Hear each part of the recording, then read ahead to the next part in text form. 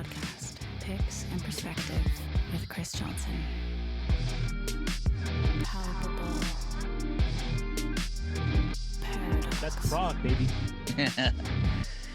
Yeah, man. Wow. So you look like you're doing really well, man.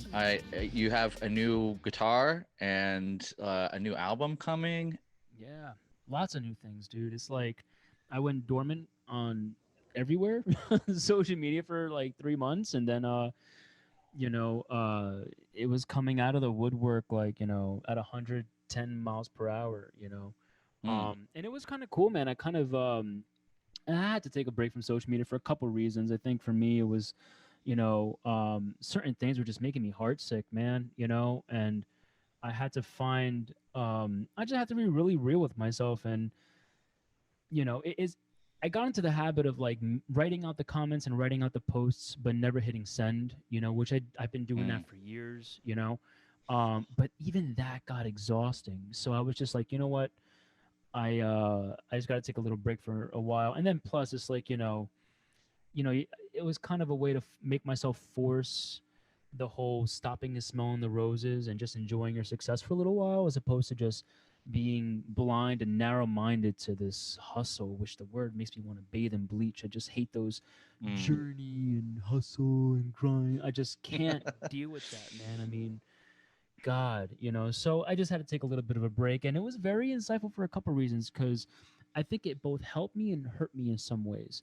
I don't know if you know, but I've the past couple of years I've been doing like these business consultations with different artists and bands and stuff, and I sometimes use myself as a guinea pig to help them out, and it was interesting seeing like the human behavior of how like being away for that long is, and then you start seeing like, first of all, I think it's interesting to see like first in the industry who your peers are and who really cares, you know what I'm saying? Because the people who noticed were like, yo, are you good? And the same thing with the fans too, which was very nice and reassuring.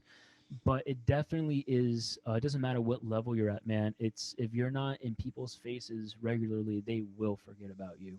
But on the flip side, when I made this, come back to being active, like it kind of, it's like you make them miss you, and when you come back, it's kind of like, oh my God, it's been kind of nice. So it's very insightful to say the least.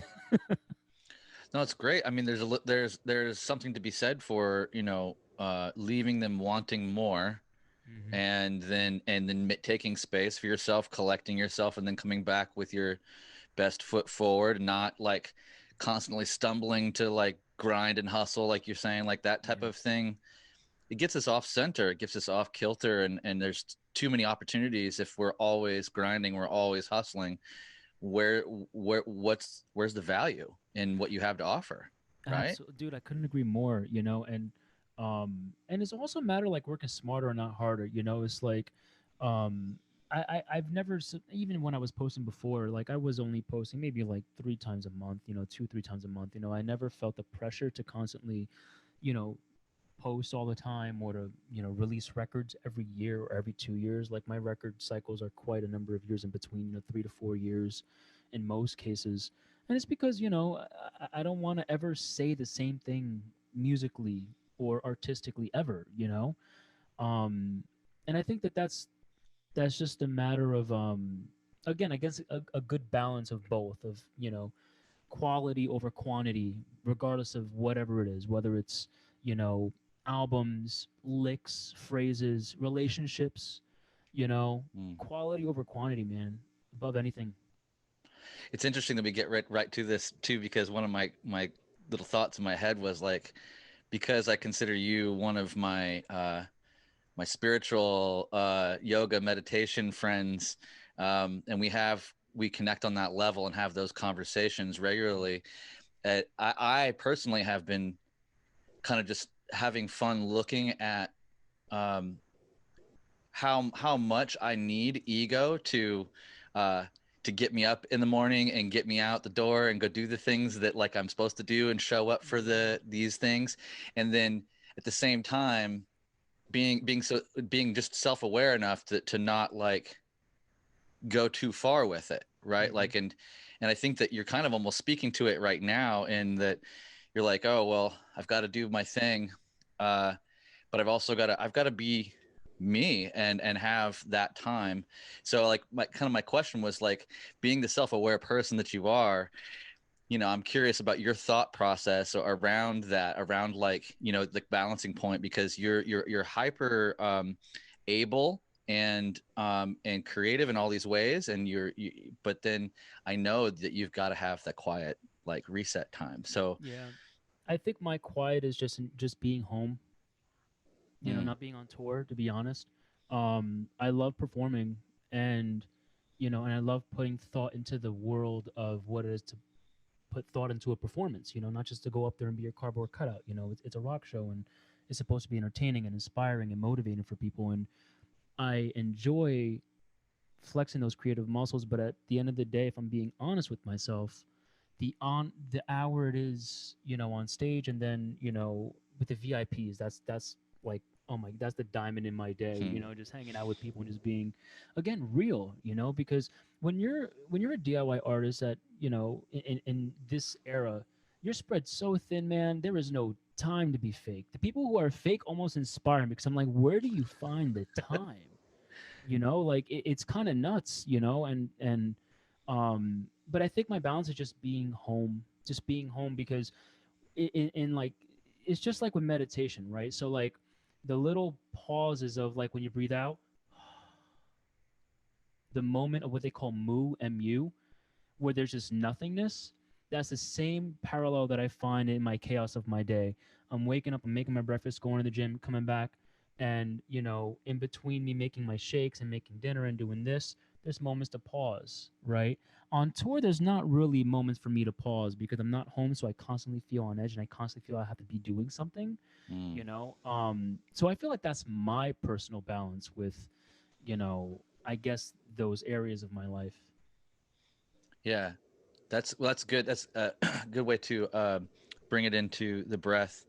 I know home has definitely become that thing for me too. Even though I've never been a full-time touring musician like yourself, I find nowadays I'm living up north, like back in my hometown area, and I was in LA for a year, and that was interesting. But with all the COVID thing, it was Hmm. like, oh, there's an opportunity just to like go home and like pay reasonable rent for a better place and be out of the city and out of that kind of grind, which I've been more or less in for 12 plus years. And Jesus. uh, the breathing out, the breathing out and that pause, that space. I heard recently was Choyam Trumpa.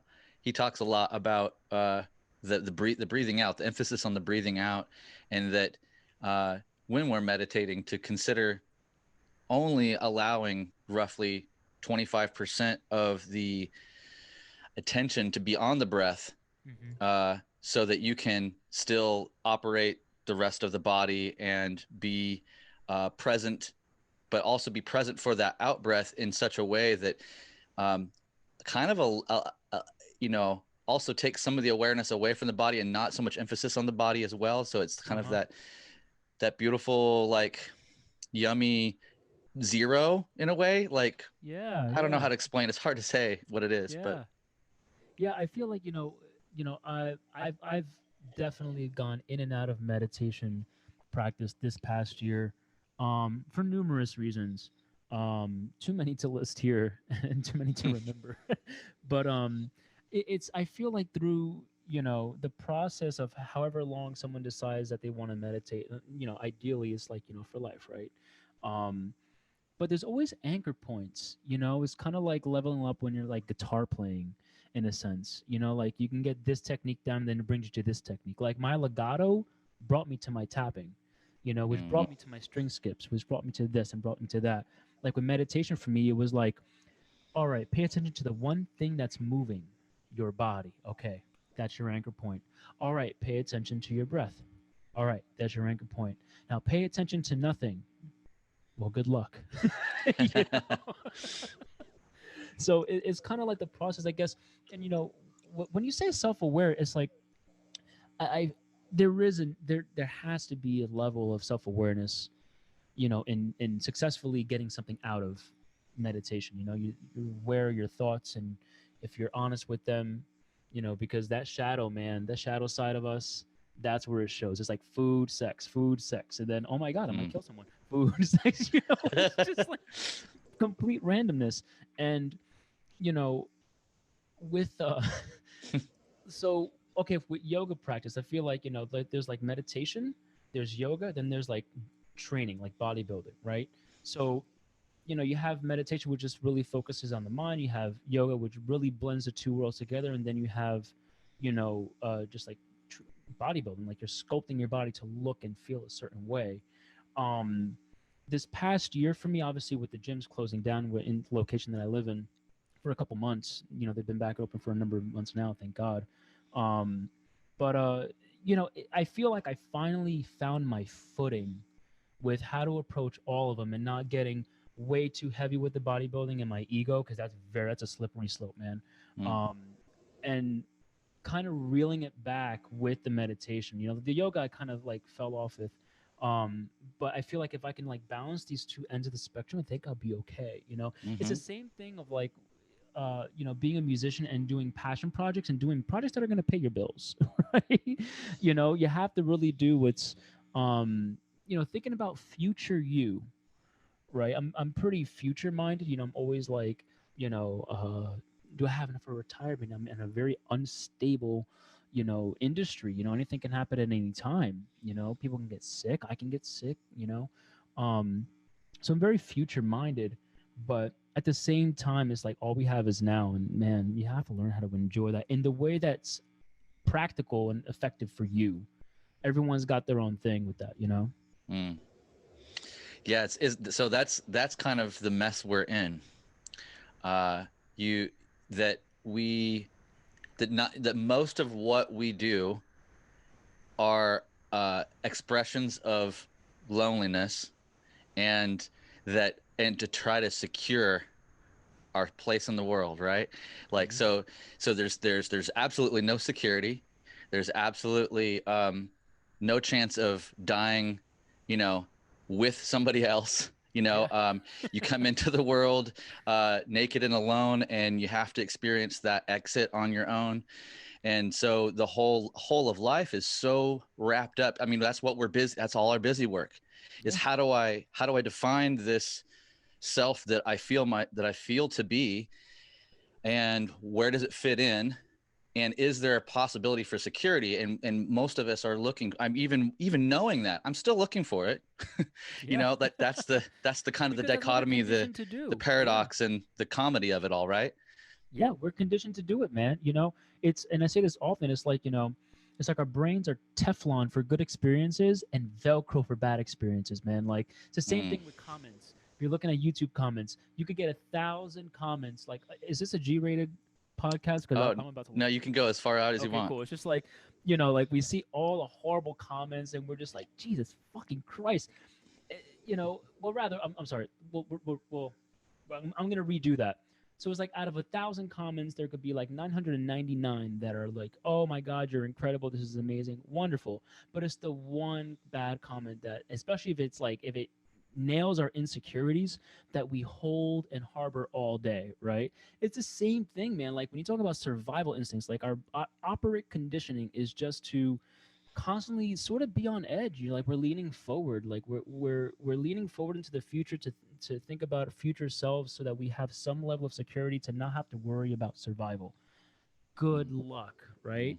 Mm-hmm. And then it's like, and there's levels too. So like, all right, we're musicians. When we're kids and we're learning how to play, man, I wish I could get a job at Guitar Center. Man, if I was surrounded by guitars all day, dude, that'd be amazing. You get there and you're like, fuck this, right? And then you're like, man, and you get there like, man, if I could teach all day and have a guitar in my hand and play, man, that would be so sick. You get there and you're like, fuck this. Then you're like, if I could have a career in music, if I could like play in a band that's already successful, that'd be sick. Then you get there and it's like not your band, but like you're a hired gun and you're playing someone else's music and they're all like strung out on coke, whatever it is, and this not for you. And you're like, fuck this. I wish I could play my own music and be successful at it, right? Then you get that. It's just constantly compounds. Mm. Dude, there's no end to sight, man. It's like, it's incredible. It's incredible.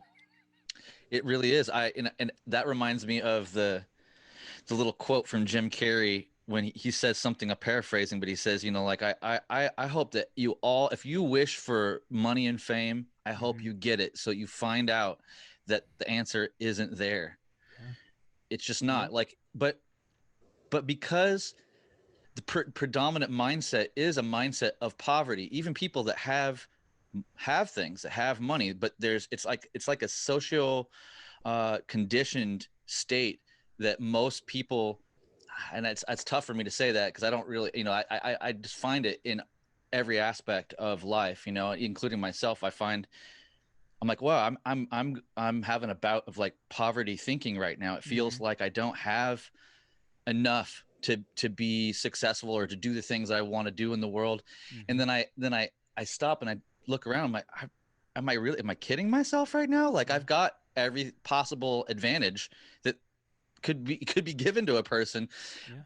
but yet I find a way to, you know, oh no, this isn't quite, I'm not really there yet. And I need to find another place to be. I'll be fine when I get there to that Mhm. place. And then I can finally be my true self. And, Yeah. ugh, It's what a exhausting, racket. man. It's just the same thing like finding a relationship, dude. Like you think you know what you want, then you get it. You're like, me. You know, and then it's like it kind of teaches you what it is that you want, right? And I guess that's every Hmm. level of success that you establish, whether you're like again, like working at Guitar Center or teaching or writing original music or touring or whatever it is. Like there's something to learn about what it is that you really want, and I guess that's the process for everyone. It's just that some processes are a little bit more enriched with experience to get you to that awareness faster, Hmm. so that you can have a more fruitful life from that point on, to just be a little bit more like easy to let go of things, right? Because that's the one, like, think about it, like if you ever watch advice from older people, elderly people, the one thing they always say across the board is don't take life too seriously. Everyone says that from every walk of life, right? And yet here we are, we're just like, yeah, yeah, yeah, we get it. But no, we don't. We Yeah, still yeah, yeah. take it to Let me clinch a heart. little bit tighter. You just did it wrong. Yeah, dude. Yeah, it's incredible, and I often replay that in my mind, because the one thing I do is like I take my art very, very seriously. Very seriously. I don't take myself seriously like at all. You know what I mean? Like my art I don't fuck around with. I really make sure that every piece of thing, like every post that I do, every photo, every video, every note that I play there's like a tremendous amount of thought put into it, and whether for the purpose, I mean, mostly it's just, I think is, obviously, I think it's a matter of leading by example. That's always been my approach with anything, whether it's on a tour or like relating to other people. And I've definitely made a lot of mistakes with regards to how I've led to teach people, and I'm going to continue making mistakes doing that. I think with every mistake it makes you a little bit more aware of, oh shit, I fucked up, I shouldn't have said that, and then you just mull on it, and you rehearse and rehearse and rehearse it. Especially on tour, because it's like you're like me anyway. Like I am not in my creature comforts, man. Like it takes a lot of just, because I'm a very like fast and very focused and quick witted. But on tour, like I have to slow myself down on purpose. It's almost like I'm like Angel Vivaldi, but like on Xanax. I'm just like, okay, you know.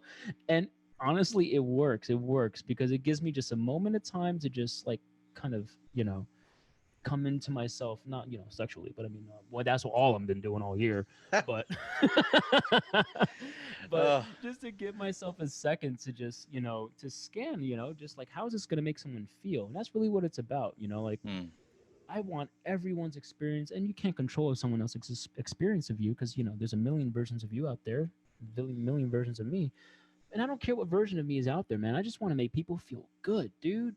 I just want to make people feel good. I want to make people feel inspired and motivated, and and it's just like a big cycle. It's just the same thing at a concert. The fans are loving it. I'm loving it. It's just like this big circle jerk of energy, and excited. Hmm. I love all that, and one of the things I want to go back to is the uh, owning your mistakes as a teacher. Like Mm-hmm. I'm super. I love you having that self-awareness, and I love some of my favorite teachers throughout the years, whether it be music or yoga or anything. Just when I'm learning something, when somebody stops, when they're in a position of power and influence, and they stop and they go, "Oh wait, I was wrong about that. Yeah. Let me fix that real quick. Hold on a second." Yep. Or whatever. They come back, "Hey, remember last week, last lesson? Totally wrong. I was out of line. That was not the thing. Let's move towards the center. The right thing is here, and let's move on." And there's something like that's the example that the world needs more so, I think, than anything, is to go, "Oh wait, there was new information presented, and I was able to pivot on that new information," versus being emboldened by steadfast beliefs that are just quick and easy answers for life's big problems, right? So Yeah. I'm just gonna say thank you for like expressing that and embodying that, because I think that's the way forward. Yeah, you know what? And to be completely honest, I mean, and this, and I don't say this with ego. I just say it based because listen, I really, when it comes to my social media, my fans, dude, I'm very interactive with my fans. I know, I am, for a number of reasons. It's to really educate myself on what my demographic is, just so I know how to approach it, and what really resonates with people and all that stuff.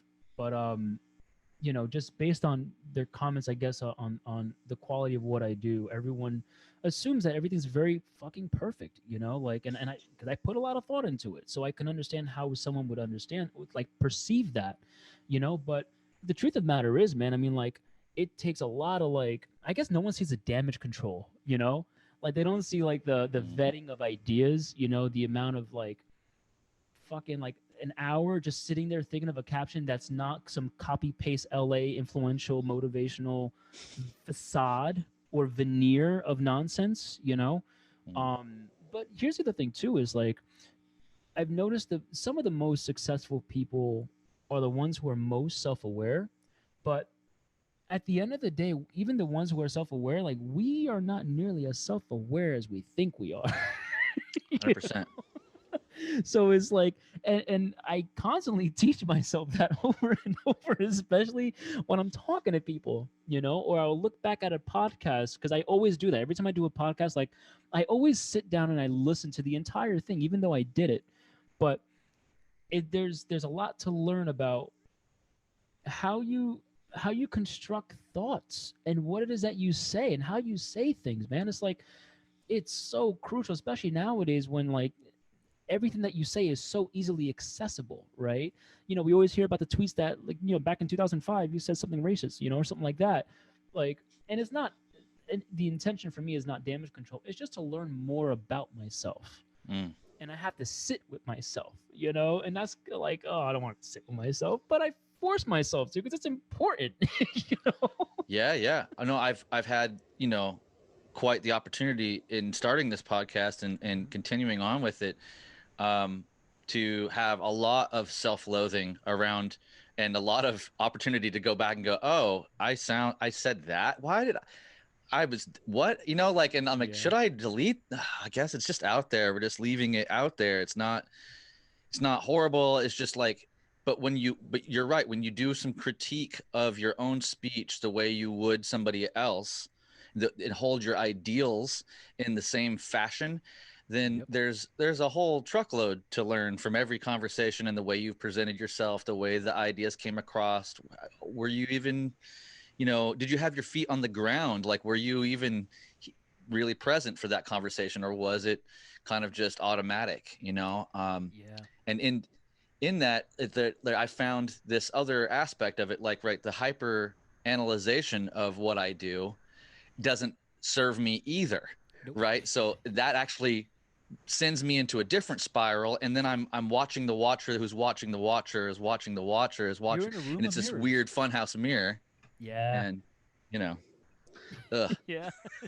But that's the thing, is like, the beautiful thing about, I guess, being a public figure in any industry of this world is that you have an opportunity to watch yourself and watch what it is that you do, instead of just blindly posting. Mm.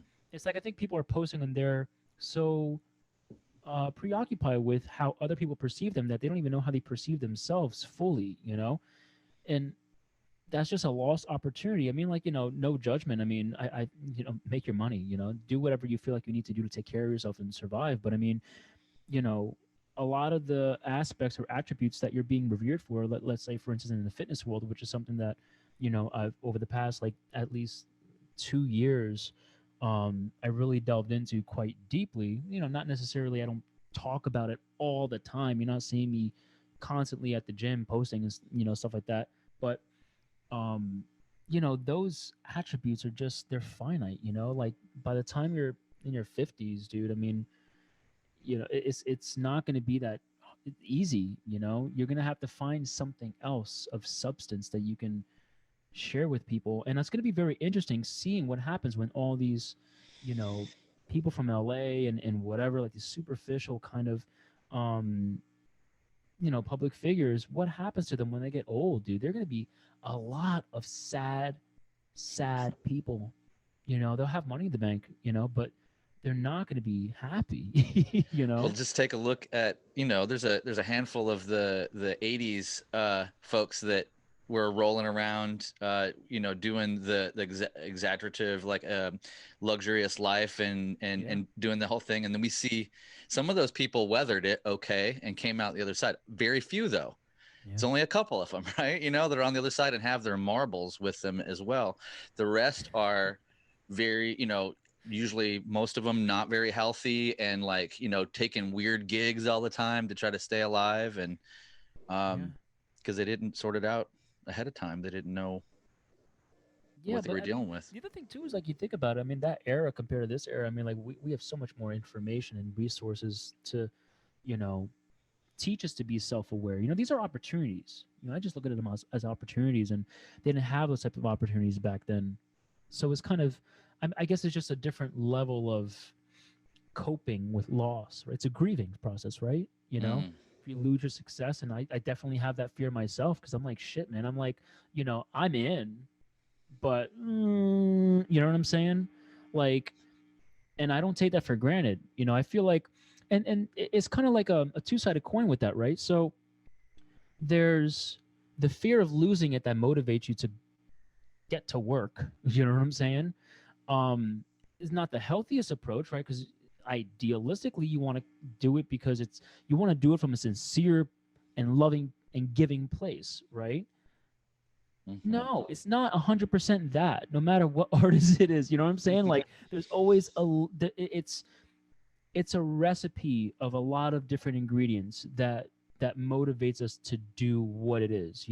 Whether it's honoring your talent halfway with a lot of hard work, the fear of losing the success that you have, not letting other people down. It just keeps going on and on and on and on and on.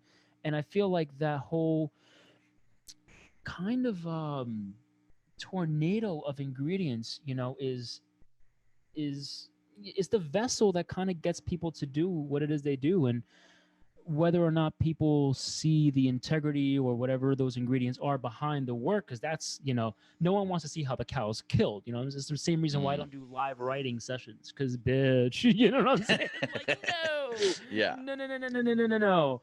I've done a couple, but, like, very short. Like, oh, let's just loop this and just improvise. Da, da, da, da, da. Oh, I repeated myself. Okay, time to go.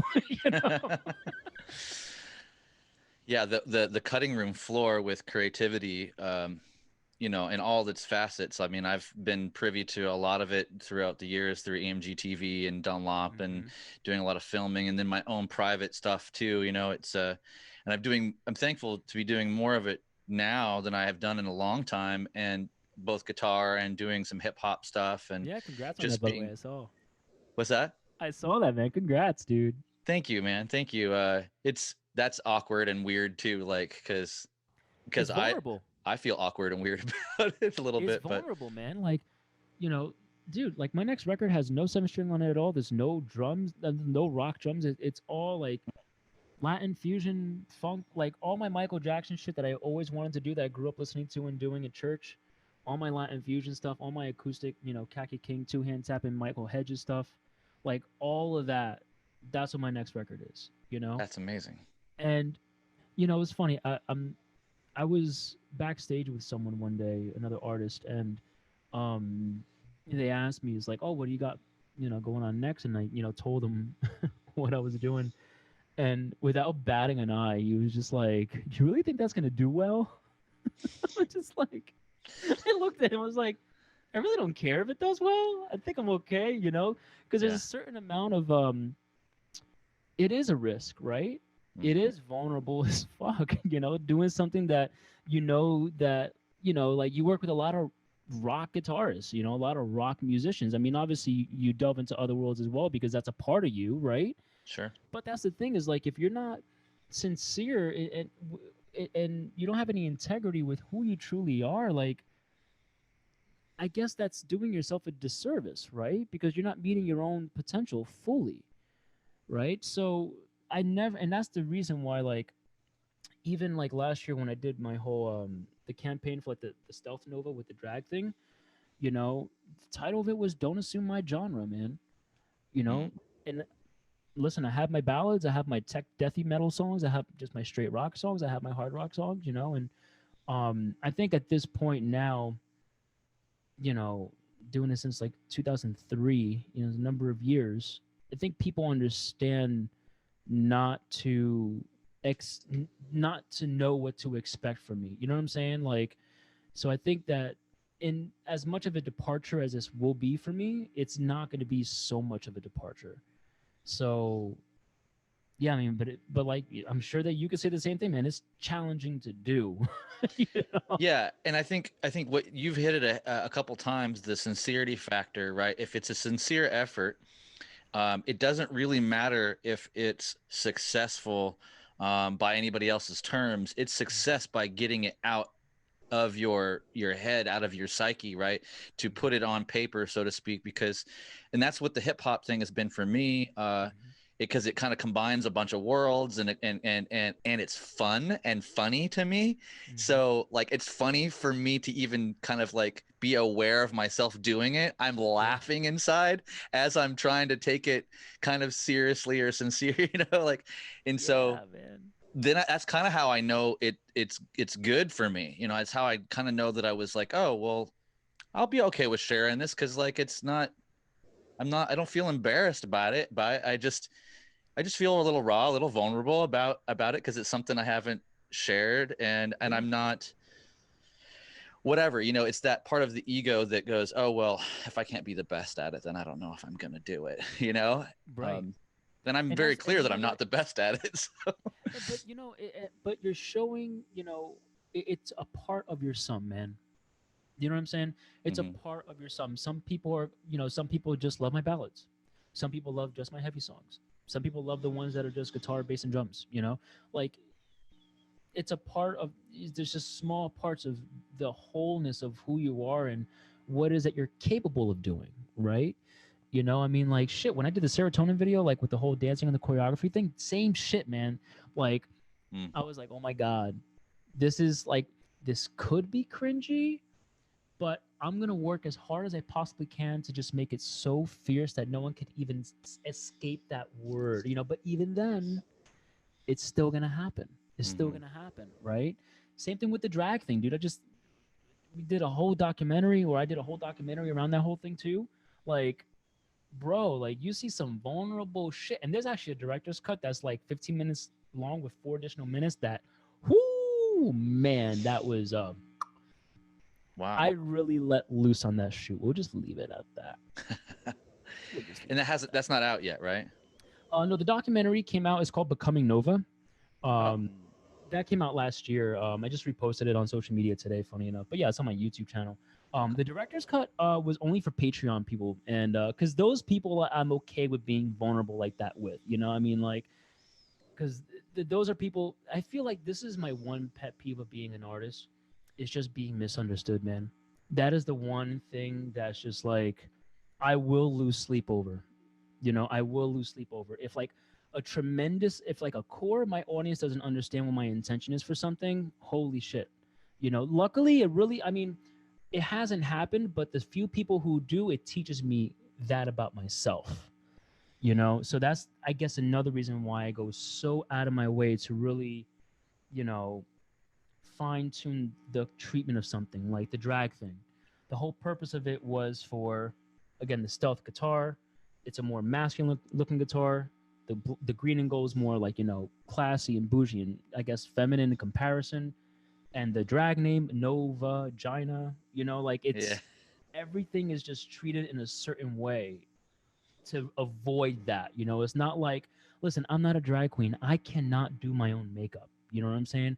I really can't dance in heels. I can't perform in drag. I can't lip sync. I'm not a drag queen. You know what I'm saying? Like I have to have my face painted. You understand? So Sure. like not that and it's not even a matter of shame, it's just the truth. Like that's a fucking drag queen, because let me tell you, getting in the makeup, it's a lot of work. 3 hours, okay?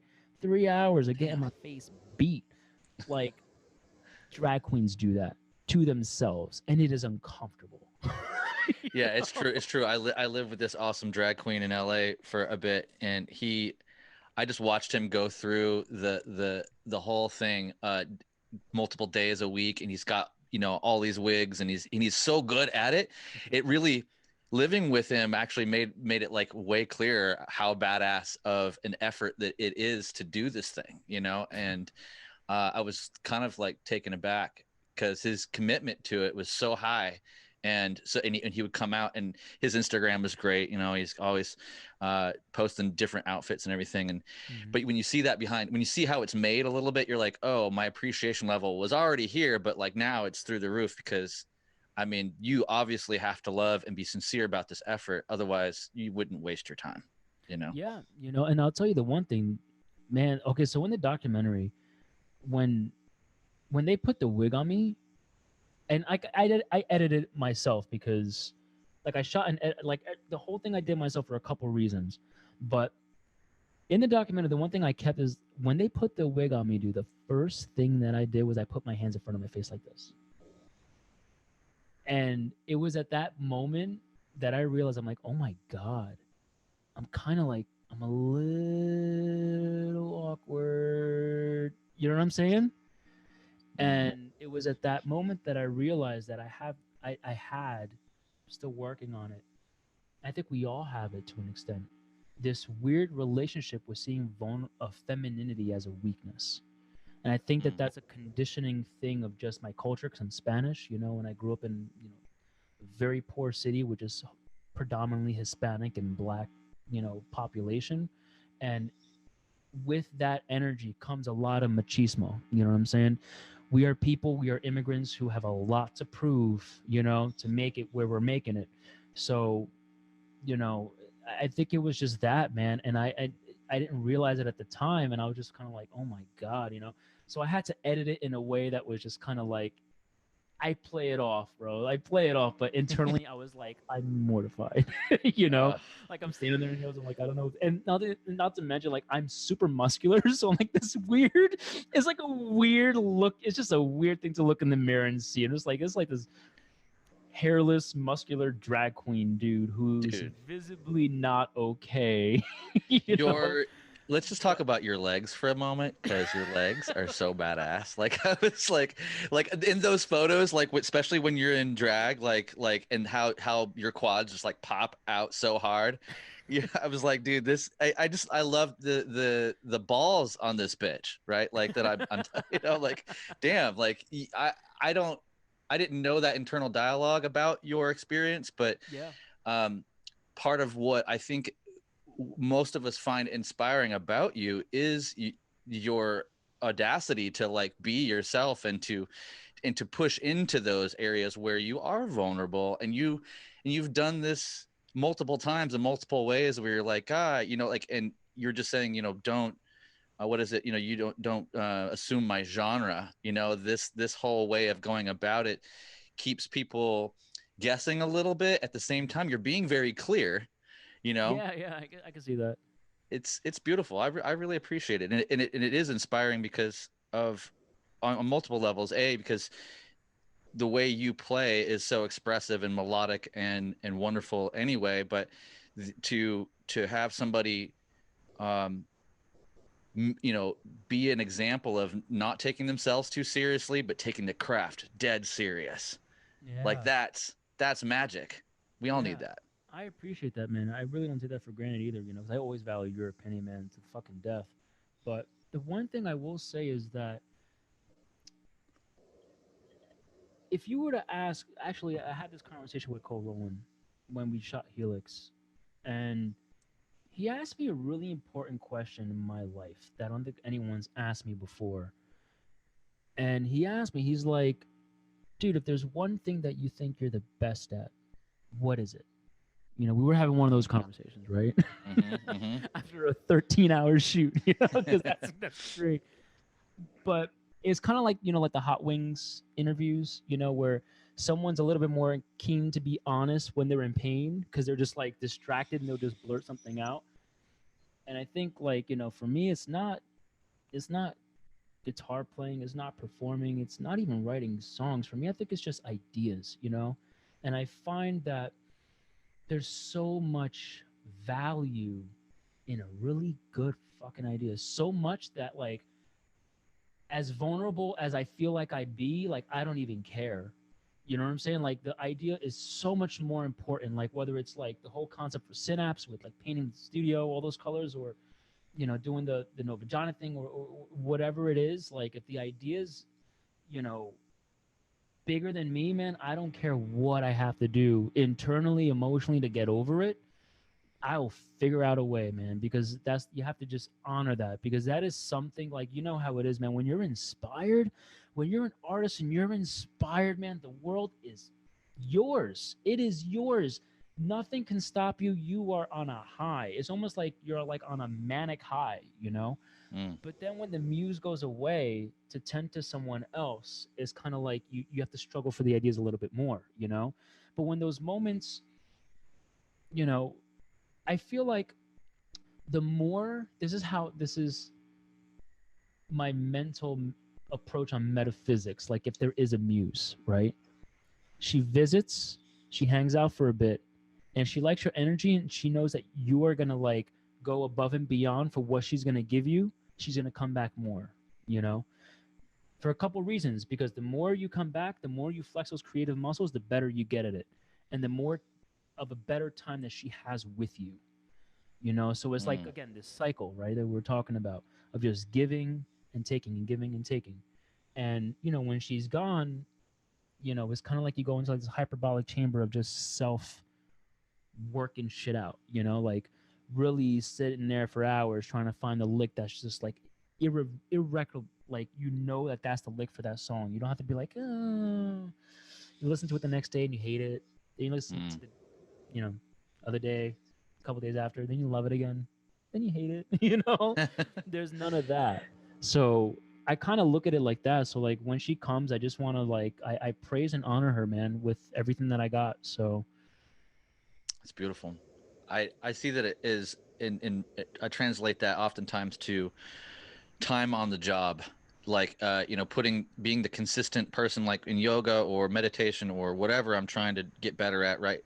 um it's if I just keep showing up and accepting that some days are dope and some days aren't, and I come in with an open hand around it. I turn everything on, especially when I'm working with music. I'm so thankful to be able to walk into this separate room in my house and shut the door or whatever, turn the lights on, and I have all these guitars and all this gear, and I can turn it on and just in a matter of minutes be expressing some ideas, um, and then listen back and be like, wow, that was absolutely a waste of time. It was horrible, you know?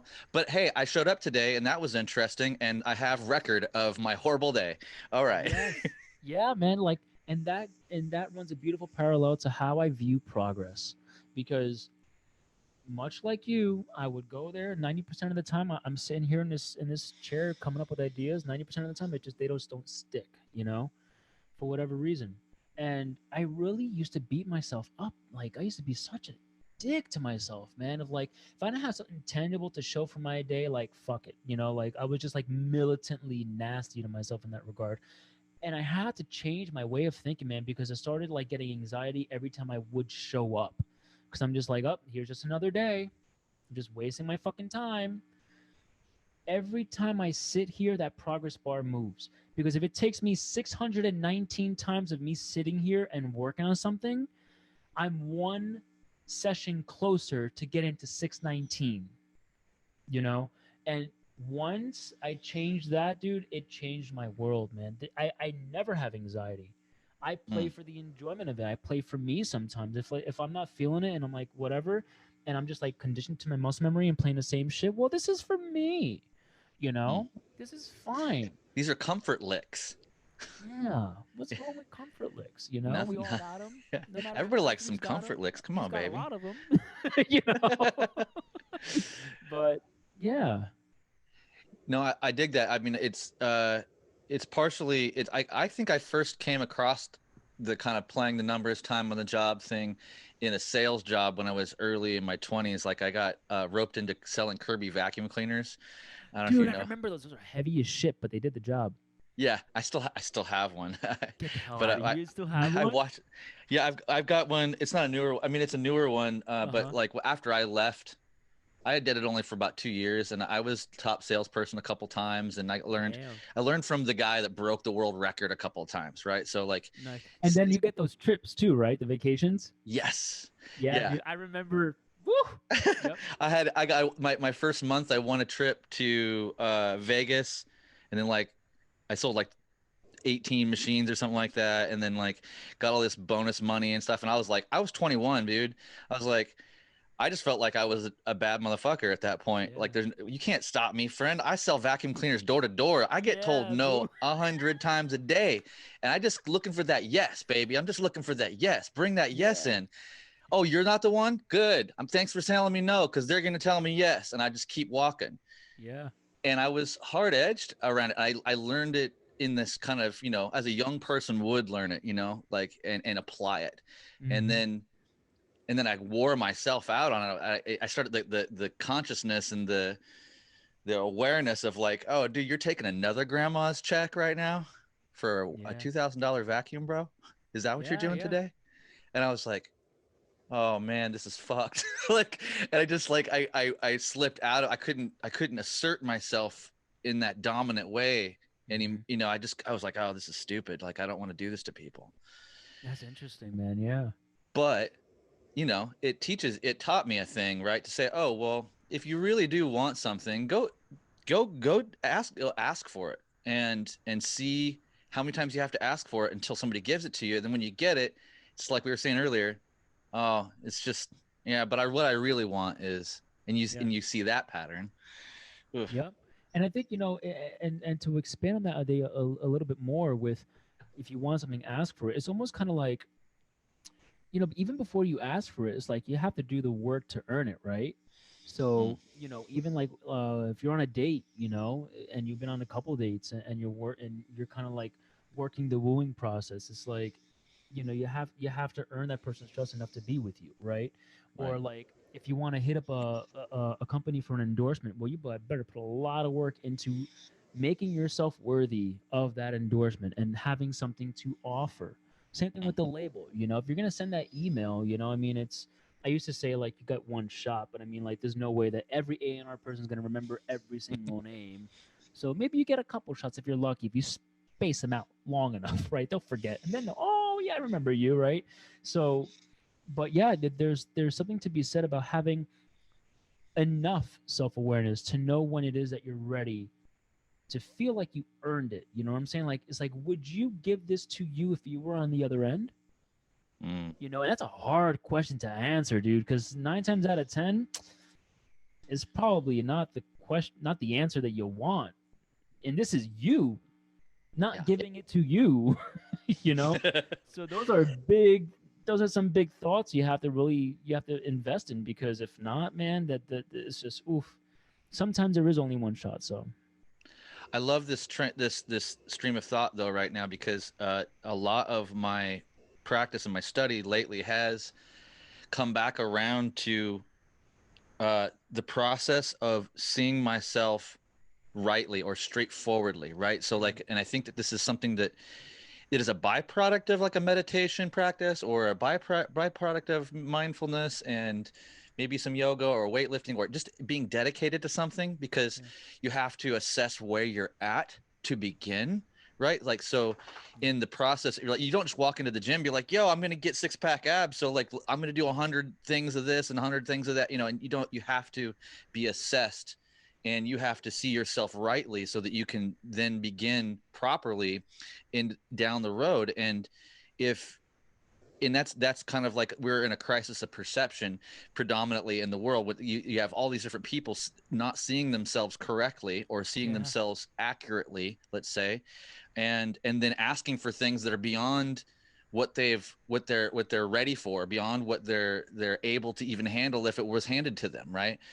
And then you get people that like, because we're looking for shortcuts a lot of times. We're like, oh well, you know, there's somebody's got to win the lottery, so if I'm the one that wins, then bam. And then all of a sudden, these people that win the lottery and they come out of poverty, they're still themselves. They can't rightfully embody or deal with the thing, right? Dude, 100%. Like, I grew up poor as shit. Once I had any money, I have no, like, dude, like, up until 2 years ago, I was fucking ignorant with money, man. Even the little taste, I did not know. It's like going into battle without knowing how to wield a sword that's like 2 tons. Like, you're just kind of like, how the fuck, you know? It's horrible. It's scary, man. Like, I wasn't taught taxes and credit scores and shit like that. Like, I had to fuck up a bunch of times, and then, oh, I want that. This is what I have to do. You want that car? You have to get a quick credit score. You have to do this. You know what I'm saying? Again, there's things that you have to do to earn the things that you want, right? But yeah, man, it took a lot of trial and error with that too. Just like figuring out how to wield the success. Because like me as an artist, like I don't care what, and I guess compounding to the idea, another layer to the cake of honoring an idea. I don't give a fuck, dude. I will go bankrupt to make an idea be exactly how I had it in my head. I don't care what it is, because for me, like, we can't take money to the grave. You know what I'm saying? It's like whatever. But your art will be here forever. It's a part of your legacy, you know? And even when you're gone, you still have the ability to connect with people on a certain, like, my God, like what greater gift, you know what I'm saying? Like, that you could give to yourself beyond the grave. Like, not that you're gonna care at that point anyway, because I'm sure that once you die, you realize of many other things that even make motivating people seem trivial. Who knows, right? But yeah, dude, when it came to, I'm better with my money now. You know what I'm saying? Because I'm trying to buy a house and shit. But Nice. it took a lot of screwing up, man. Because I didn't know any better. Like, I got money. Ooh, I'm gonna buy it. You know, all these designer clothes, and we're gonna make Cole and me look cool. You know, it's like nuts, Dude. Same. I'm still trying to sort that out for myself. I'm better than I ever have been, but you know, there was no accurate model in my life for it. There was no good example. But I want to piggyback on, you said, so leaving the legacy, like, you know, I want to acknowledge that it really shows your dedication to revealing and manifesting an idea, because just the videos that you've produced alone throughout the years, like, I'm such a fan. I'm so in awe of how you've repeatedly brought together top shelf, super professional. I mean, if I didn't know anything about, I would imagine that you were on some record label paying for all this stuff, but no, it's Angel Vivaldi out there, you know, hustling, doing his thing, and you know, paying for all this stuff predominantly yourself. Am I right? all of it. Yeah, I mean, I think, you know what it is. It's 50% working harder and 50% working smarter. Well, I'll take that back. It's 100% working harder and 50% working smarter. And this is the way, I guess, my process is like, because dude, I'm so grateful to be in the industry that I am, doing what I'm doing, because every artistic passion that I have in life, I use for my music. You know, whether it's synapse and, like, again, with the, you know, painting my studio a different color and redecorating it for every song that I was writing, and cinematography, which is like, you know, filming my own playthroughs and editing and color grading and doing all that stuff. Like, you know, and fashion, I've always been into fashion as long as I've been alive, you know, like following fashion designers and knowing people in the industry and knowing what's happening, and knowing the terms of things so I can communicate with people on getting the things that I want, whether it be the cinematography, like, I want a 50 millimeter lens here, I want this, I want this. I could because it makes it easier for you to get the results that you want, you know, because I can explain an idea to you and I could be as detailed as I possibly can. But if I could print out an image of what it is that I'm explaining and you print out the image of what you're perceiving of me saying to you, two completely different things, no matter what, right? Oh my So gosh. I feel like that's where disconnect with a lot of artists is like if they hire a videographer, like I want this, I want this, I want this, then they get that edit and they're just like, what the fuck is this? You know? You can avoid that if you just take it upon yourself to learn, man. If you learn, and some people it's like, you know, they have the natural passion to learn, like thank God I have it, because otherwise I'd have to fight over a lot of not wanting to do things, you know. But like, you know, with Triple Helix I'm able to style that myself. I did, you know, design the light show myself. I saved like, you know, $5,000 there, you know. You know, doing my own playthroughs, man, I've saved tens of thousands of dollars doing that. And that money allows me to repurpose it in something I really need, you know. Like, you know, I can mix and master, but I've never mixed and mastered one of my own releases. Like that's something I'm not, like I was saying before, I'm not passionate at all about that, man. Like working with frequencies and EQs, and I don't even know what the fucking compressor does. I don't care. It's not something that that I'm interested in, you know. So I'm grateful to be able to be in a position to afford someone who knows their shit and can just take this off my chest and can make it sound so much more beyond what I have envisioned for it, right? And so it is, yeah, I have to work harder to, you know, but if I were to, you know, again, hire a stylist and a videographer and this and that and this, I mean, there's no way I can maintain that bar. So it's like working smarter to use myself as a resource, but in order to work smarter, I have to work harder. I'm with you on all that, and I see that like you've had to take your passion and your projects, you've had to do most of it up until a point until you can't take it to that place, and then once you've already kind of created that rough draft, so to speak, and it's almost to final completion, you can hand it off to a few people and see who can do the thing that needs to be done to finish it. And Right. it's funny, I really am thankful for the people that have told me no or didn't have time for me, because just in recent, like with the hip hop project, like I was trying to get a couple different people to do artwork for me. I'm like, hey, like I had a photo shoot. I've got really top-notch photos. Like I just want somebody that's better at Photoshop than me to like put this idea together. I'm very clear on what I want, and I can. And so one guy wasn't available, and I'm like, oh, okay, I guess I'm not working with him. And so I go to this other chick and I'm like, yo, like, is it you? And she's like, yeah, it's definitely me. And I'm like, but like not for a couple of weeks. And I'm like, and I'm like, just like inside, like the thing needs to come out. She says, you know what, just while you're waiting for me, just mock it up as best you can in Photoshop and send it over to me. And that way I'll be able to know what you want. Yeah. So I loved that she told me that these people weren't available and told me kind of no, not yet. And she said, oh, you just try to communicate the idea to me. And so as I started communicating it to her, she goes, dude, you don't need me. Like, just keep going. You're almost there already. Yeah. Isn't this what you want? And I'm like, yeah, I guess it is, you know? All right. So, you know, thank Dude, you I'm right there right now. for telling me I'm no. exactly where you are with your artwork. Well, not with my artwork, but with this next record. There's a couple things that I'm searching for, because I think, you know what it is? It's a level of self-doubt. You know what I'm saying? Yep. It's the self-doubt of, you know, being honest with ourselves to an extent, but, you know, and maybe, yeah, knowing someone could maybe do it better, but it's, you know, we're just, you know, it's not my expertise. I know that, you know, but you'd be surprised, man. You'd be surprised. Like, you know, it was funny that she did that, and she gave you a gift, right? That was a gift, because man, Huge. like, you saved some money, first of all, right? And secondly, you got what you wanted.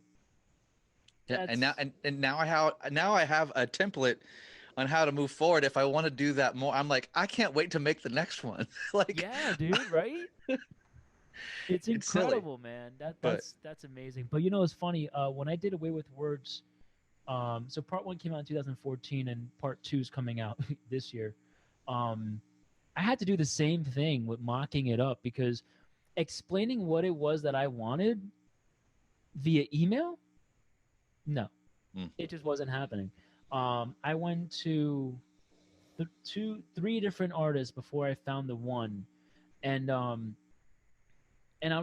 once that record's done, I'll release the artwork and stuff like that. But it's I guess I'll show you outside of the podcast just so I don't reveal too much. You know what I'm saying? Sure. But I had to do the same thing, and the thing that I sent these people to explain what I wanted, dude. I wish I can we could do like a part two of this thing because I just want to see your reaction. Because dude, it is fucking ridiculous. Let's do it. We'll wait. Oh god, yeah, it's a good time. It's a good time. Are you saying that you're laughing at it because it's so not up to par? No, it's purposely funny, but it's like it beautifully illustrates what it was that I wanted. But the photo that I used to explain it is just, oh my god, it's great. Amazing. Okay. I'm looking forward to that. That sounds amazing. And that's that. I mean, that's the part of the creative process that I really actually dig is, and especially with trying to find my bearings with being a vocalist, using my voice for as an instrument these days with these newer tracks, that creative process of just like throwing it out there. And like it's weird because I feel like the world has, in a lot of ways, I've become that over analytical, self-conscious person, right? That doubts more than I should, my natural instinct to do the thing that I want to do. But then I'm so pleasantly surprised when the situation and people go, I don't understand you. Like, you need to give me, what is it that you want? And then I'm like, all right, fine, I'll use my words. Here we go. And I try to show it, and I try to give it, and they're like, well, great, good job, just keep going. You don't need me. And then I'm like, wow, all right. So that's thank you. And so even if the process, even if I don't do it for myself again in the future, the way that if you bring a project up to the point of mixing and mastering, and you're like, I've done this rough mix and it's pretty close and but I need somebody else to finish it, then you're so insightful as to what it is that needs to be done to put that icing on the cake, right? Right. You're clued in.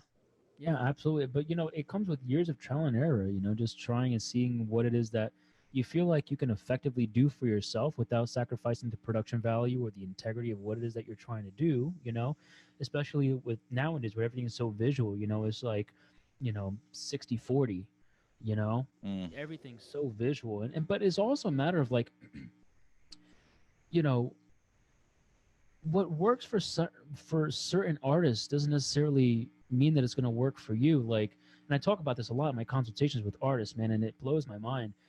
And as cheesy and cringy as it sounds, it really is a key to success in the terms of there's a key and it has grooves, right? And every groove is a different attribute of your talent. Let's look at what works for Jared Dines, right? So he's a competent musician. He plays drums, he plays guitar, he plays bass. He's a very unique, kind of relatable, youthful sense of humor.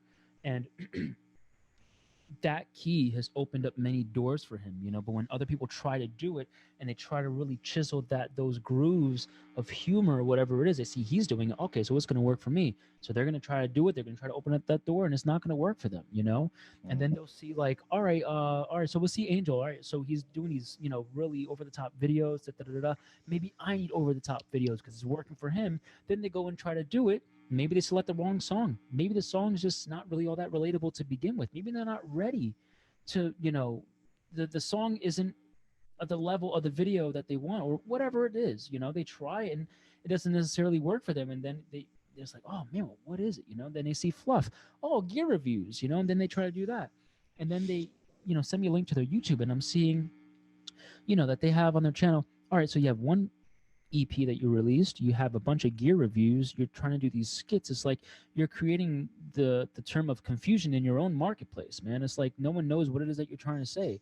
The only thing that I see that you're trying to say is I'm trying to make it, and you look like a tryhard. Just don't feel the pressure to do what other people are doing. Find out what it is that you enjoy doing, because it's going to be easier for you. which is going to be more enjoyable for you, which is going to give you the possibility of sustaining this a lot longer. Because there's no way, like, if you hate being a podcast, like doing podcasts and talking to people, you are not going to sustain that for 5 years. Like, think about how many people started a Twitch last March or April. How many of them are still doing it? Like 5%, you know? Because it's not their thing, you know? And I feel like if people were just honest with what their thing is, I mean, I understand that there's a point of having to explore certain things. You have to try certain things and see, you know? But when you're constantly conditioned to doing something because it worked for someone else, it's like it's gonna become a chore. And when a passion becomes a chore, it's the second, like when a sun makes iron. When a sun makes iron from fusion and fission, the sun dies. That's literally what causes a star to die. You don't want that for yourself. Like guitar playing, like, you know, when you come home, you should want to practice. You know, if you feel you know, if it becomes a chore for you, then it's not going to be that lovely vision of an escape from life that you originally envisioned for yourself. It's going to become a chore. You know, it's the same thing with going to the gym. You know, it's you have to learn to love the process, you know. Yeah, becoming one with what it is that you're up to, right? Like otherwise it's you're working with somebody else's vision, somebody else's dream, and trying to like kind of project it onto your life and your abilities, as opposed to relax. See, what I think is interesting is because when the enlightenment, the aha moments for me tend to come in that relaxed, open state, right? Like they tend to come in a place where I'm just being myself and I'm just throwing ideas out there, and oh, whoa, that one sticks. Cool. All right, let's let's riff off of that, you know, and keep going. And I find that whereas because I'm not being too precious about that. Anytime I start clenching and I'm like, oh, I need success, or I want to wow people this way, then I become a tryhard. I can see it in myself. I want to be accepted, and I'm not just. If I would just relax, just drop shoulders from your ears, bro. Take a deep breath. Yeah. All right. It's just you. It's just you and those people. You're good. It's fine. Yeah. It's not, and the thing is, it's like, you know, when you think of like, you know, if you look at like me, Pliny, Animals Leaders, Intervals, any of us, we're all very unique. You understand? We all have a very particular way of how we navigate our success. You know, for me, you know, and I'm 35, so I'm seeing the era of like, you know, branding wise, it's like I see like, you know, Michael Jackson, I see Tori Amos, I see Bjork, and I see these things that it's like phrasing, you know, like I'm a little bit of Eric Johnson, I'm a little Alex Skolnick, I'm a little Kurt Cobain, I'm a little Kirk Hammett, I'm a little Steve Vai, I'm a little Satriani. There I am, you know, with the support of like Swedish metal, like Soilwork and In Flames, you know, that's me. Right? It's the same thing when you're thinking about, you know, let's say for instance, you have to be honest with yourself, man. Like if you know that you're not good at something, like you were talking about before, like hire someone who's better at it, who can honor your idea with taking it to the max, right? But then people ask me all the time, is like, how do you train yourself to know what it is that you want, right? So like when you go to record with a producer, they're going to ask for reference tracks. Like, what do you want your guitars to sound like? What do you want your drums to sound like? And you give them references, right? It's the same thing. It's like, you know, in consultations, like the first question people ask me is like, how do I dress? I don't know what to wear. I don't know what to wear. I don't want to look like a tryhard, you know? And I also don't want to feel uncomfortable because, man, body language when people are wearing things, because I've been on shoots, because I've done it on the side, you know, just for shits and giggles. I've seen people and they're just standing like, and they don't know how to wield it, you know? So it is a level of confidence, but it's also like, make yourself a vision board of what it is that you like. You like what I wear here? All right, take a whole, if you're on Instagram, make a collections folder, write inspirations on it, and then just anything that you see on Instagram. It's easy to explore, man. Just like, all right, I like what Vi's wearing here. I like what this guy's wearing here. I like what this guy's wearing here, you know? And then you make yourself a little folder just so that you have an idea of what it is that, like, all right, maybe I don't know what it's called, but you learn that way, you know? It's just like anything else. Like we are the parts of who we see influences us, right? In many ways, you know, how we talk in interviews, how we phrase, how we write songs, all that stuff, you know, whether we know it or not. I think it's easier if you can pinpoint it, because then you have a better idea of like, you know, Perfect example. When I first started writing instrumental music, I never knew it existed.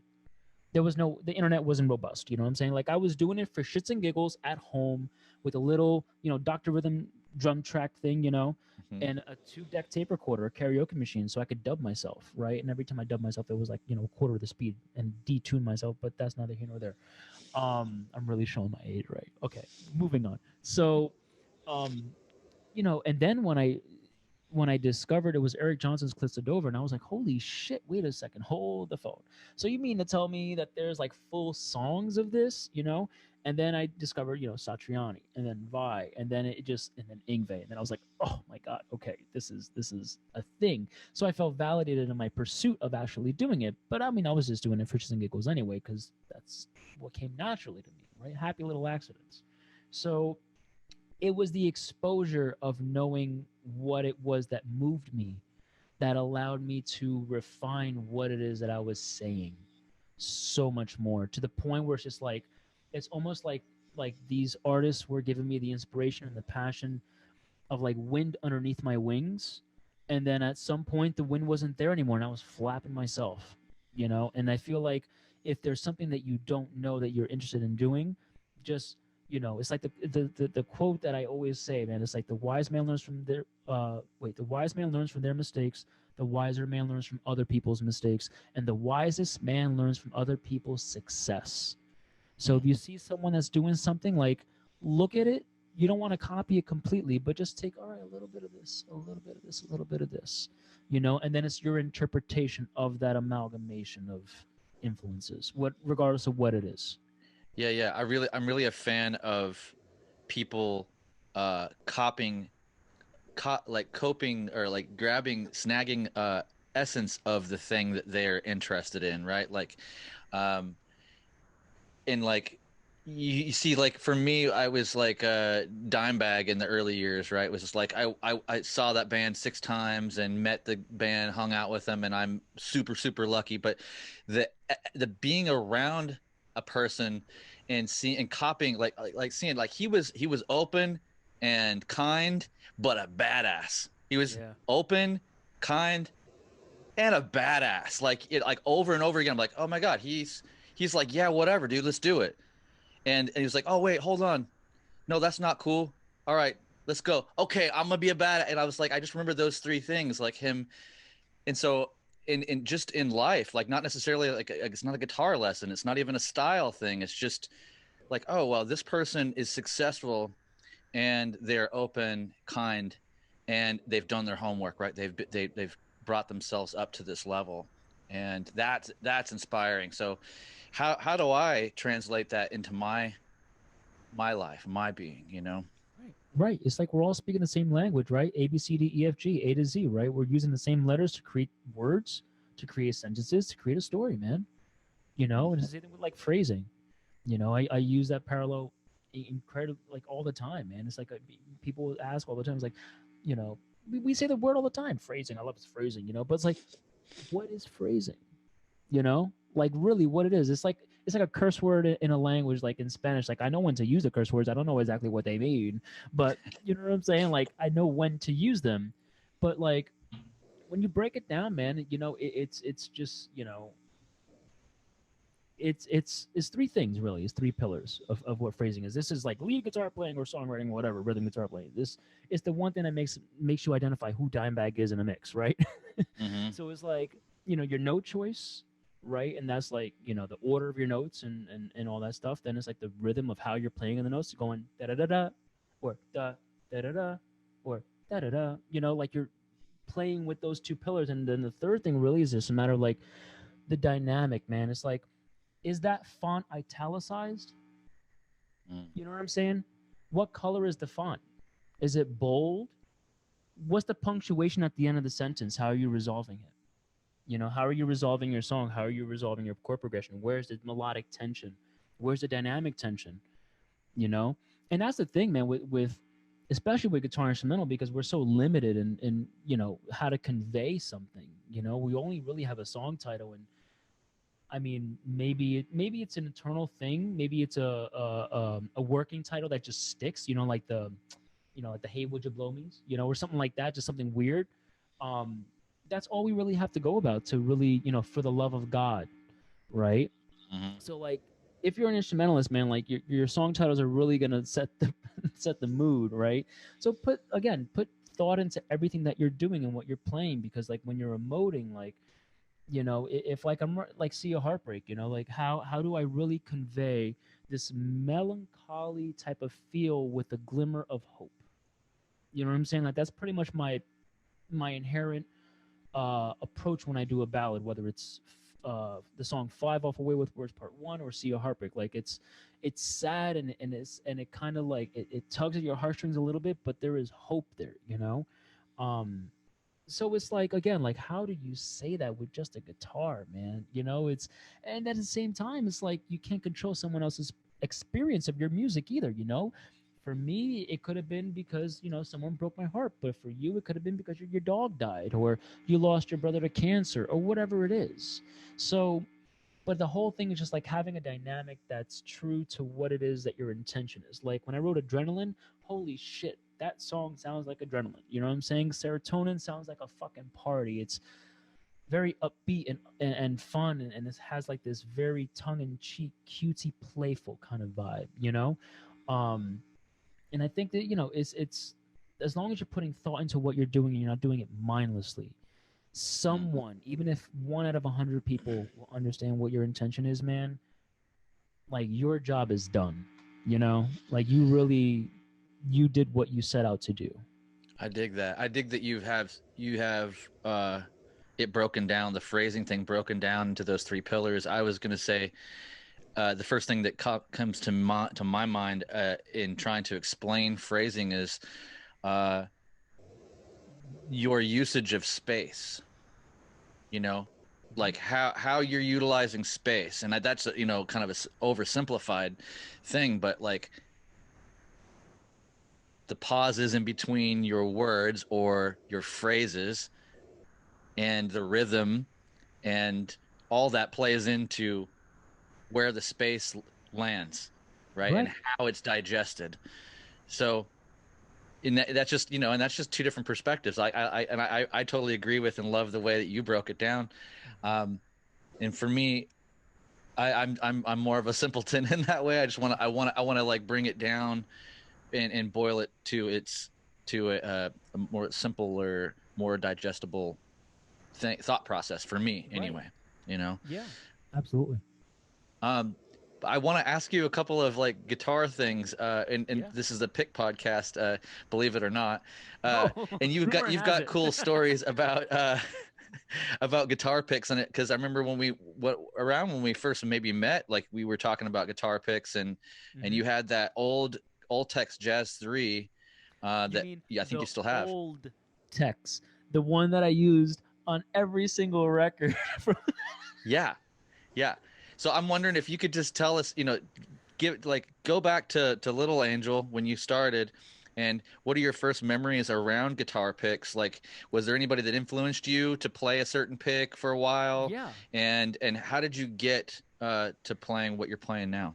Yeah, the first thing that inspired me for my first pick was really poverty, because I couldn't afford a pick, bro. I couldn't afford a pick, so I used to take back in like the 10 10 3 2 1 days.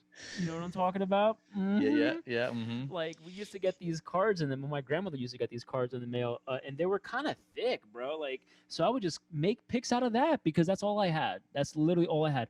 The first ever pick, oh my god, I'm bringing it back. Okay, the first ever pick, that makeshift pick that I had, was the top to one of my aunt's perfume bottles. Hand of God.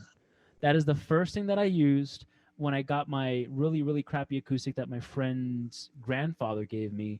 And I needed something because the top of my nail was like bleeding and it was really painful. And I was like, I remember seeing someone play with this plastic thing. And the only thing I was able, like, because we were sharing rooms. It was like 4 to a room. So I remember seeing my aunt's this perfume bottle, and I was like, I guess I could use this, and it just happened to work for a couple of months. Then I was using the calling card, just cutting picks out of that, and then the first ever pick that I remember actually was these cheap Fender picks, like with the it just looks so cool with like the reflective kind of aspects of them, and then I realized they were too thin, because I needed something a little bit thicker. And I remember I was at a music store, and the first professional pick that I had, I found on the floor. It was next to this Marshall combo amp, and I picked it up, and I was like, "Oh my god, this is really thick." It was like one of those blue Tortex, like the pale blue ones, Oh, yeah. and it was really dry. It had like a powder on it, kind of thing. It was a new pick, and I was like, "Oh my god, I'm going to just suck this pick stick because I'm never, ever, ever, ever gonna get an opportunity to get another pick." So I had that for a minute, and then I lost it, of course. Of And I was course. devastated because then I was back to cutting out, credit cards, for picks. But once I was able to like afford, picks and strings like that, I pretty much stuck with that blue, that hard The blue double Tortex. thing. And yeah, and then now, it's quite a pick journey now.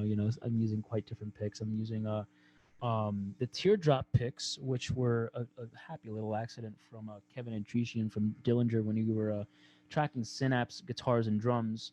Um, he he threw this. I asked him for a pick, and at the time I was using the Ultex Jazz 3s like pretty exclusively for many years, because that pick, man, will last you many years, many notes. And for shits and giggles, he just threw this at me as a joke, and my God, I just really, really took a liking to them. Really helped me with my alternate picking, in particular, especially with how it sounded through my rig at the time, which is the same rig that I have now, which is a Mesa Boogie JP2C, that I use, 4-cable method with the Axe-Fx.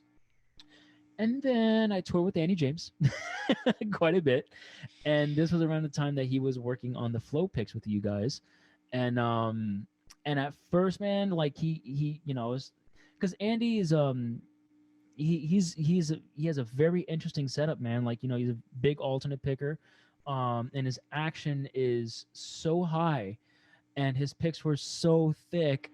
I just like how do you function as well as you do, man? This is like crazy.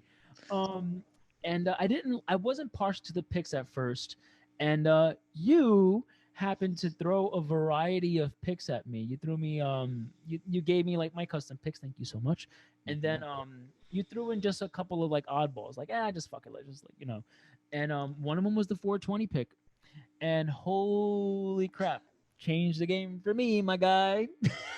Are you on the 420s now? Bitch, I had the same 420 that you gave me 4 years ago. What? Dude, the same exact one. This pick, bro, is like, it's my everything. The only thing is I can't play rhythm guitar with it. Because it's so much material.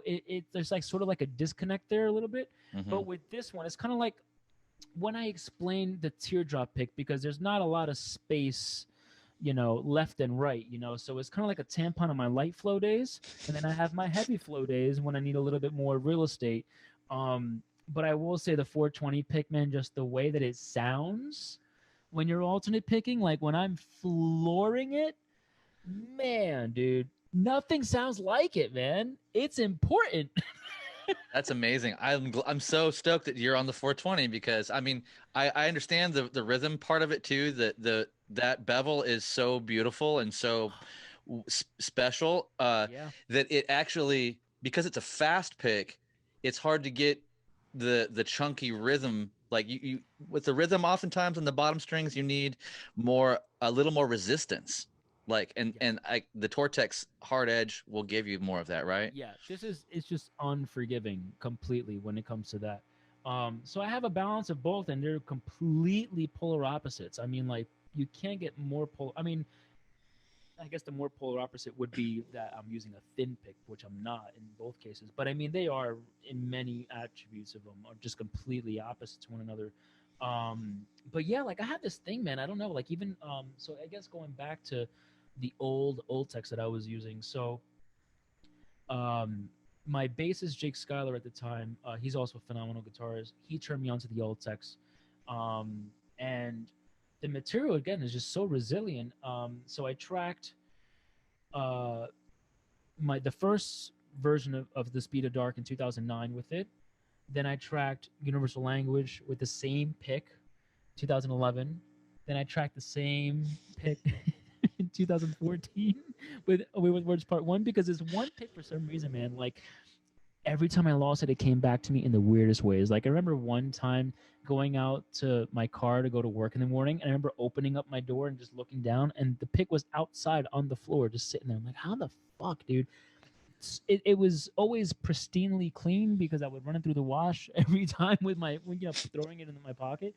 And I just felt like there's actually a story. Leave it to me to have a story about a pick on my website, but I do have one. If you go to my website and go in under accessories, you'll see the photo of the pick that I'm talking about, and you'll notice, like, man, that thing is like super shaved down.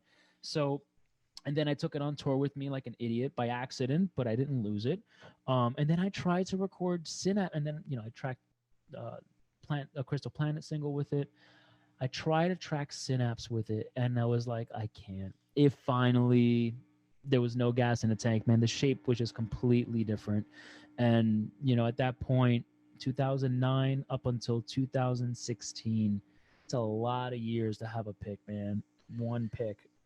Dude, that's so impressive. There was only one other dude on the planet. I'm sure there's a few of you out there, but there's one other dude that I know that has a kind of parallel little story, but it's actually kind of crazier. He's on the podcast too, but do you know the band Krungben? Krungben?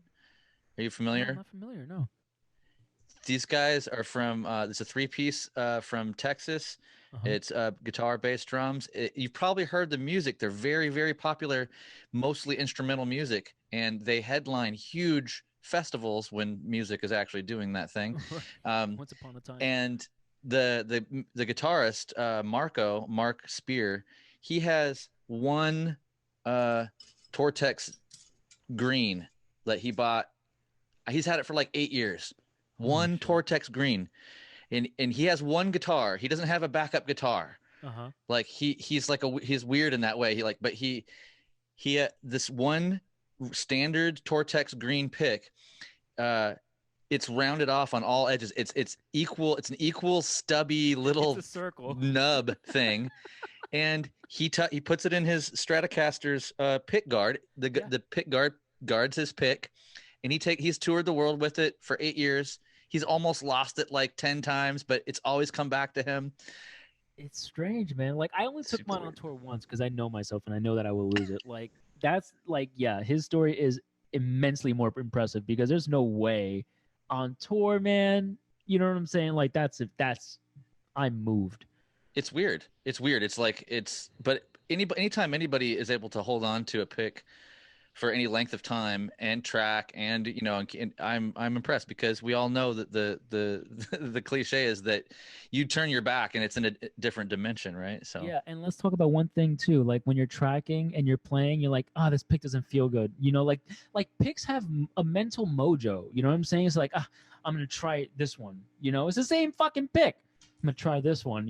Sometimes you just need I feel like it kind of gives us a mental anchor to give us the illusion of channeling different energy, so maybe like the placebo effect. It's not really, maybe it is the placebo effect, but I think it's like, whatever, don't question the process, it fucking works. yeah. No, it's like if you know that you're a 73, I play a lot of 73 flow Tortex, right? But you can play it in yellow, but I've got my custom ones in black and white, and like some days I see the black ones and I'm like, that's my pick, and then I like the next day I'm like, that pick sucks now. Oh, the white one is the jam today. I don't like, what?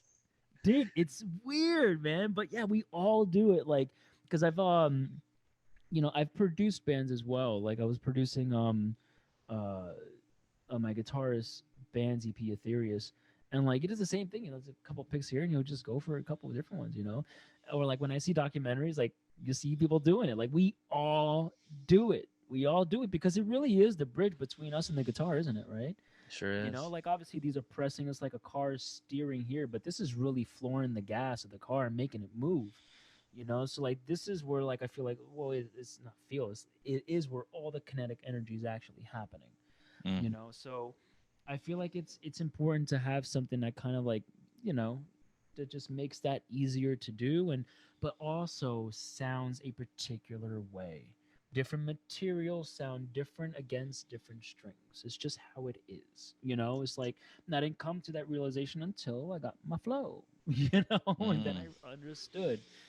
I can almost sound like Andy James. I remember Oh. posting something on on an Instagram story because I'm not the biggest alternate picker, but like when I do, like I'm much better at it now than I used to be because I used to suck at it. And and it was one of the first times I was using this flow pick, and I went through like 46 takes of something because I'm just nuts, and I'll just keep doing it until it's absolutely perfect.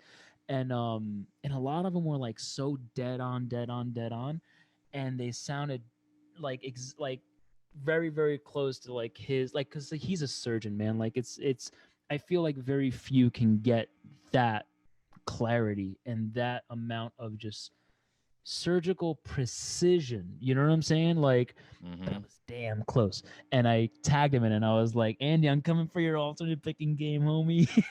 It was like hashtag 420, and everyone was like, are you high? I'm like, no, it's the pick.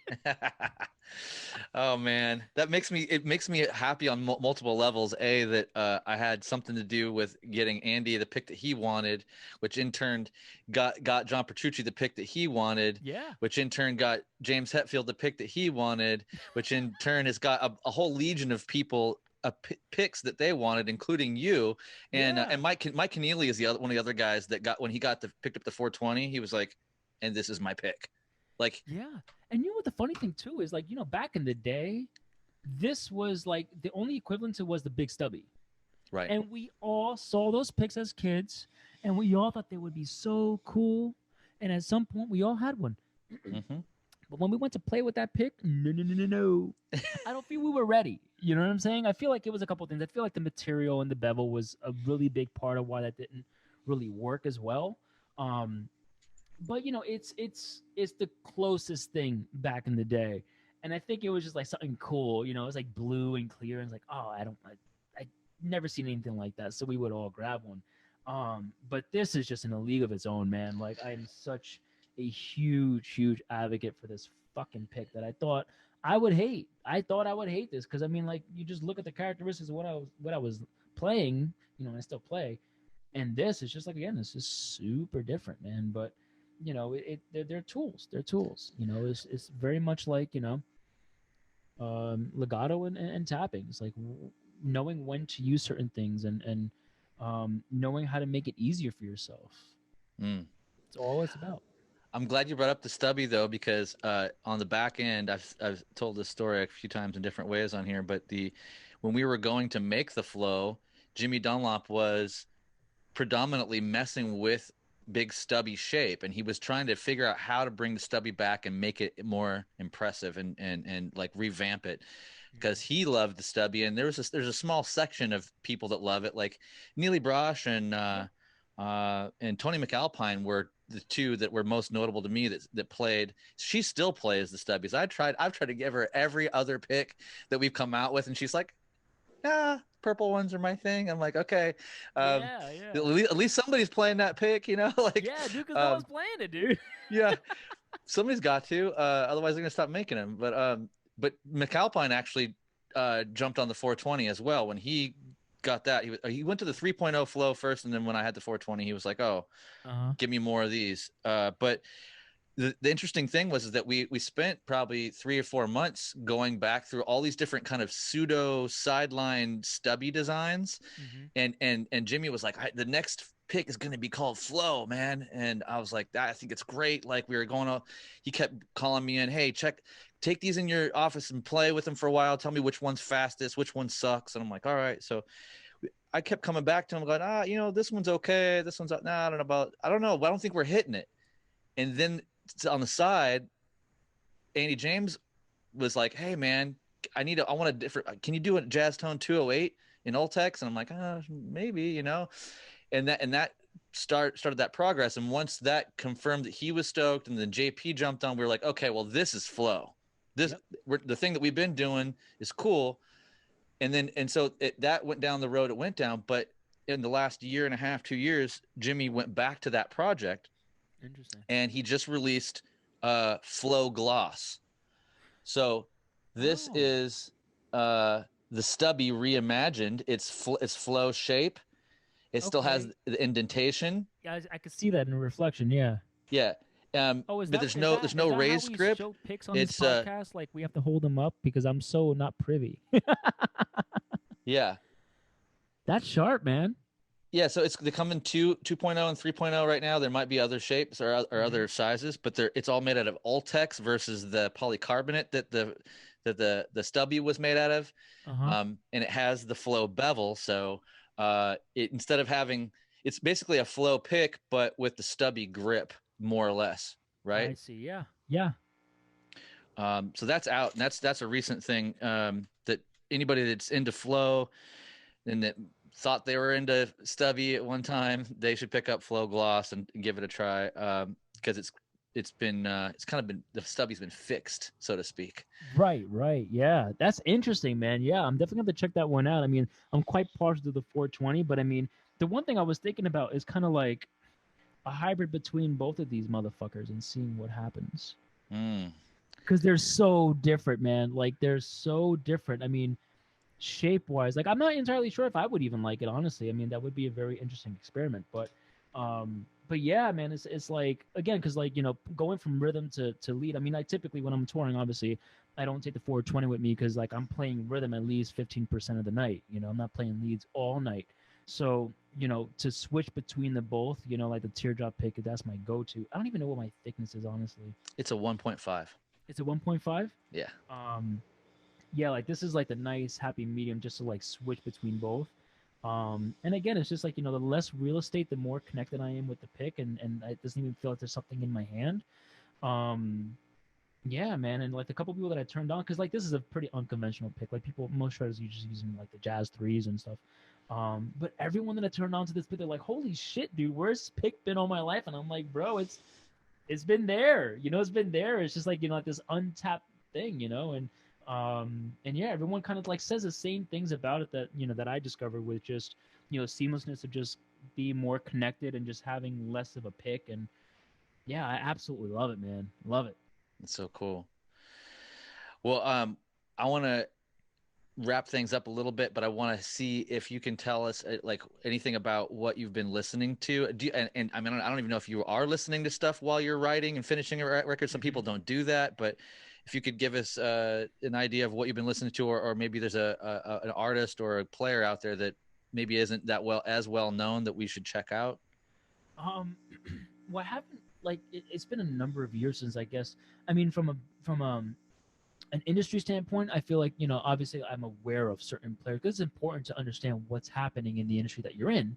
Um, but I honestly haven't really listened to any like heavy or guitar focused music in quite a while. Like my always go to is like I grew up with house music, you know, like, and house music over the past like like 3 to 5 years has made such an insane comeback. It blows my mind. So there's so many DJs that are just absolutely killing these sets, especially in quarantine. Like just, oh my god, especially in Europe, my god.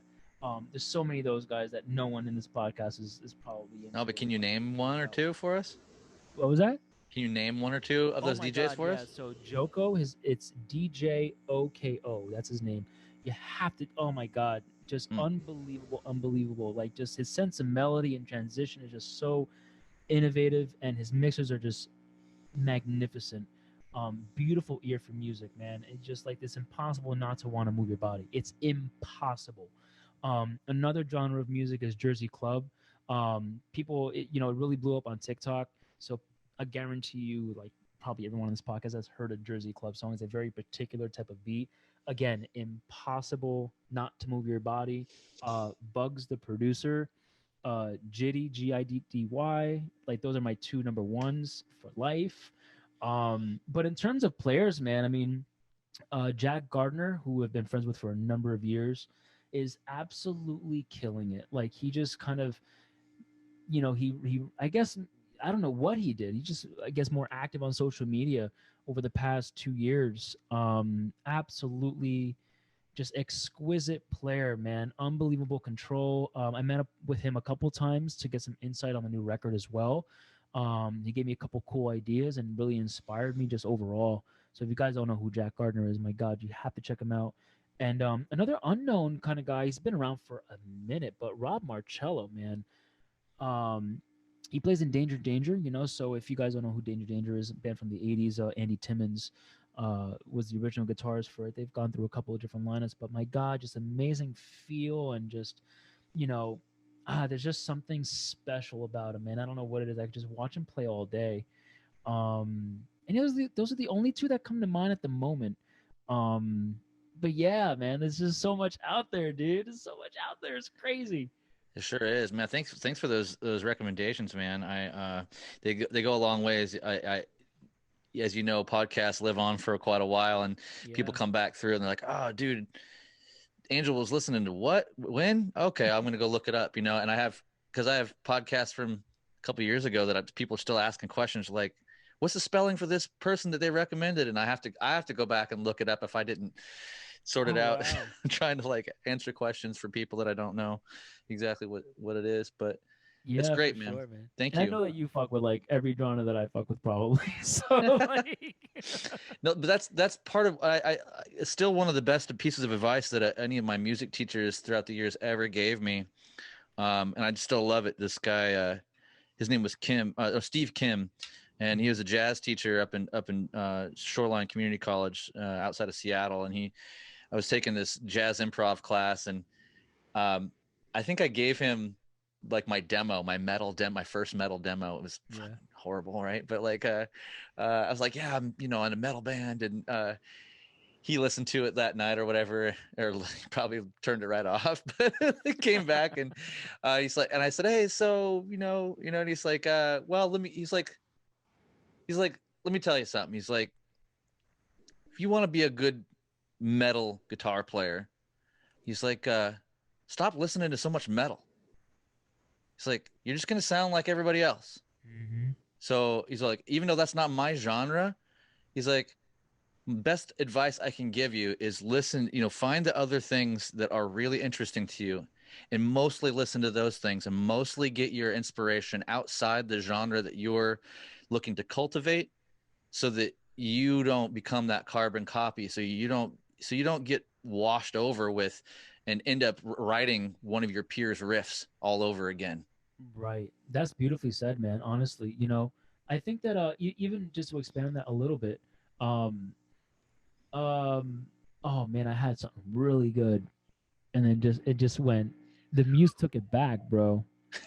I'm like, okay, are you gonna Just give it like back to me yoink. at the same point? No, okay. um, no, it has something to do with just listening to music outside of your genre. Because and I had it and she took it back. All right, I get it. I'm just letting it be, man.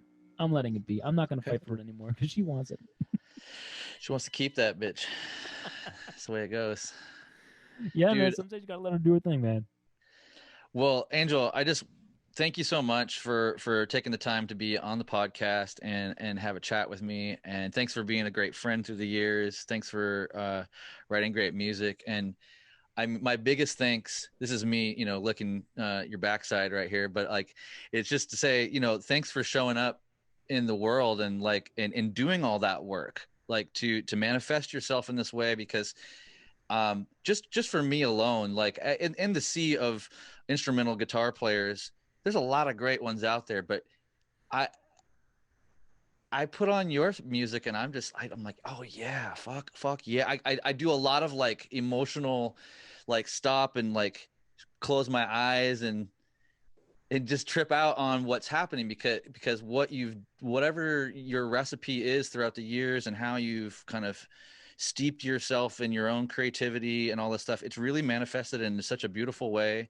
And I love how you're changing it up yet again and gonna like give us a little different flavor of who Angel is and draw from that long-term sincerity that you have about life and all that. So thanks for showing up and putting it out there for us to digest and get to know you better in that way. Man, I really Appreciate it. that, man. I don't. Again, I'll say it. I've said it a million times, and I will say it again until the day I die, man. I really don't take a word of that for granted because, again, I value your opinion, and I'm grateful to have you as a friend as well. And you know, And ditto, man, you know, and ditto, like you're, you know, you really give of yourself, you know, not only to your friends but also to your artists too, you know, everyone that you work with. I mean, there's never been someone who hasn't said something, who doesn't speak highly of you, you know, and it really says a lot. And again, these are multiple people's perspectives of you, right? They're different versions of you, and even though they're different, they're all consistent in the same type of thing that they're getting from you, you know. And I'm just as grateful for you, man. You know, I'm glad that you thought enough to have me on here. And yeah, man, it's been a great time. I'm glad to catch up and just talk shit, man. Yeah, man. Thank you so much for the kind words. It's been awesome. And when you're ready to do part two and do a reveal of the funny artwork, whatever, man, Oh I'm yeah. here for it. So Oh yeah, dude. That's a must do. A must do. do you have a projected time frame for this year for the release? I'm not entirely sure. I'm thinking probably sometime in the midsummer, realistically. You know, there's still a couple parts that I'm working on, and you know, once I get the mixes and the masters and the video ideas, is like the first time that I'm actually keeping video in mind before I have things that are finished that I want to play off of the music for the video. I've never really done that before. It's like the music comes first and the video plays off of it. But then in situations, I'm like, oh, I wish it was this. I wish it was that. Now I have the opportunity and the awareness and the experience to know, to think ahead. So it's kind of coming to, it's like a big, everything relies on everything else in terms of like the visual and the concept and you know what I have in mind for it. So yeah, it's still like I'd say like it's a solid like 85% done. You know, just kind of like getting the sprinkles on the cake and Mm, letting it sit to cool. So you know, amazing. Away with Words Part Two. part two, baby. Very excited for that, and I can't wait to add it to my collection Oh, I when appreciate that, man. I'm excited to when it get it rolls out too, out. man. So I hope you have a really great rest of your evening, man. Let's stay in touch and talk real soon. Likewise, man. You got it. Big love to you, Angel. Mwah. Love you, buddy. Take care.